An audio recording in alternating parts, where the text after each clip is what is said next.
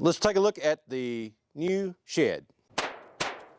We had a very large snow, and I had a 10 by 20 canopy over the shooting range.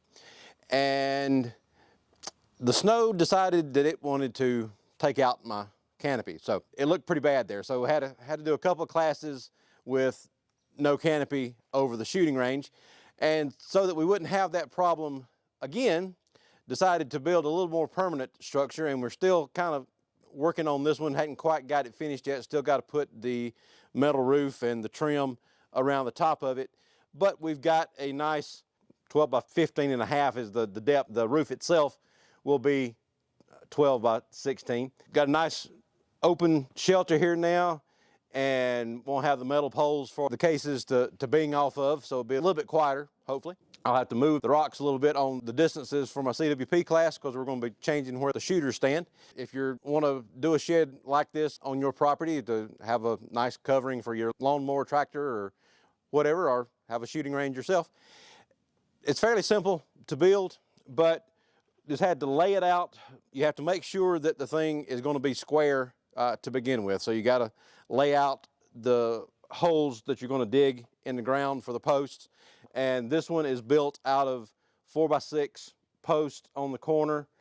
And then we've got a 2 by 8 band around at ceiling level there. And then got a 2 by 8 on each side for the rafters.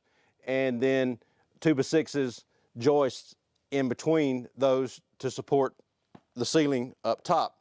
And eventually I'm going to put plywood or some kind of siding on the top part of this. It'll help increase the rigidity of the structure so it won't move around any.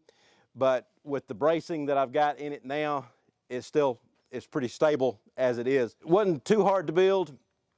You just need a couple of guys to help you get the material up there, and somebody that knows a little bit about carpentry to be able to cut the right angles to get the slope on the roof. Since it's a metal roof, just went with a fairly low pitch of a 2 and 12 pitch, just so that it would have enough to let water run off of it, but wasn't high enough that it really makes it difficult to get up on it if you have to do something to it. I didn't concrete the post in the ground, just put the good old South Carolina red clay back around the base of the post. But the post holes, depending on which post you're looking at, they're anywhere from about a foot below ground to the one over here in the corner is a good 2 foot deep. With our ground around here, we've got some rock underneath the dirt, so I hit a rock in a couple of places and then tree roots in other places. So had a little bit of obstacles that I had to deal with when we were digging the holes for this thing. We got it up, and it took us most of the day on Saturday to get this thing built, and it'll take a few more hours to put the metal around it once we get the metal over here to build it. Okay, so we're up here on top of the building, getting the last piece of metal down on the roof. And the only thing I have left to do once I come down from up here will be put the trim on the sides and the front here of the roof. But everything else will be wrapped up, and then later on we'll put the booth on the shooting line and we'll get this thing wrapped up.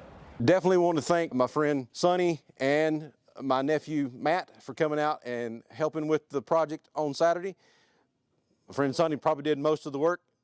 Matt and I were here to help, and I know some about carpentry, but Sonny is old school carpentry, so he knows exactly what he's doing. And then we had Matt to help carry stuff around. It turned out pretty well. It's a nice looking shed, and I'm going to enjoy using it. And eventually we will do a few more improvements to the shed. Up at the front where the shooting lane is going to be, I'm going to eventually make individual booths there so that we don't have to worry about cases hitting the person next to you when you're out here shooting. But that'll be a little bit down the road once we get everything else settled in here, and we'll probably put some gravel in here to make it easier to stand on when it's a little bit wet outside. Check us out on doubleeaglegunworks.com. Like and subscribe down at the bottom, and we'll talk to you later. Thanks. Bye.